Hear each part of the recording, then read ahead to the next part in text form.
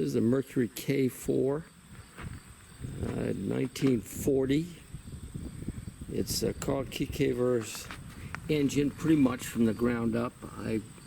The castings and so forth are, I would say, Mercury.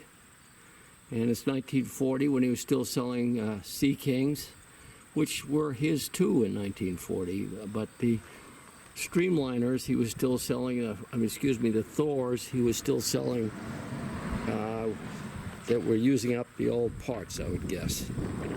It has a standard carburetor with reeds. They're in the block back here. They're across, they go across, and it's got reeds like a Johnson Evinrude from a later era. Flat reeds in front of the crankcase. They are not in the divider between the top and bottom cylinder. It's got a separate carburetor like some of the TDs, except it works off the reeds the same way. It must have been an effort to make this carburetor, Tillotson carburetor, work. It also has a low speed adjustment as well, so you've got two adjustments for low mid speed.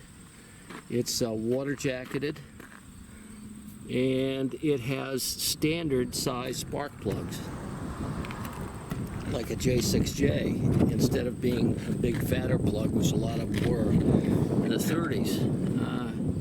Water cooled manifold. You can see more of the intake manifold right here. It's quite a complicated piece of equipment. It's got two inlets, the bottom and top cylinder.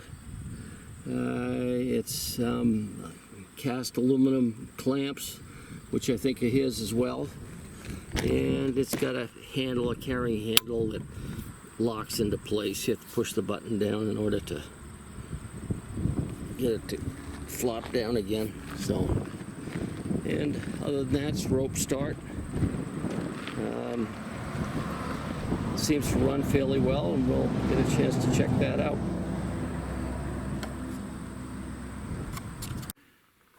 Mercury K4 also had a synchronized throttle.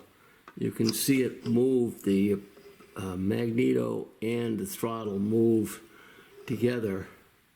It had a cam on the back side of the lever, and that's kind of unusual. None of the other ones had anything like that. This is 1940, so this is really his second production year for outboards.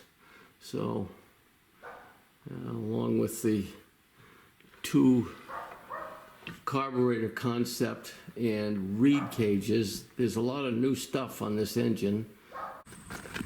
The lower unit also has an oscillating water pump. It looks like a keyhole. It's a rubber oscillator that moves with an eccentric inside of it, and it pumps the water. It squeezes it around, and it's got intakes.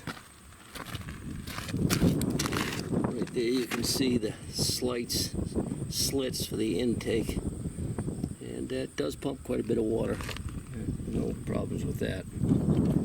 This W4 is mounted on a square stern 1935 Old Town, and this has been a nice boat to run these engines on.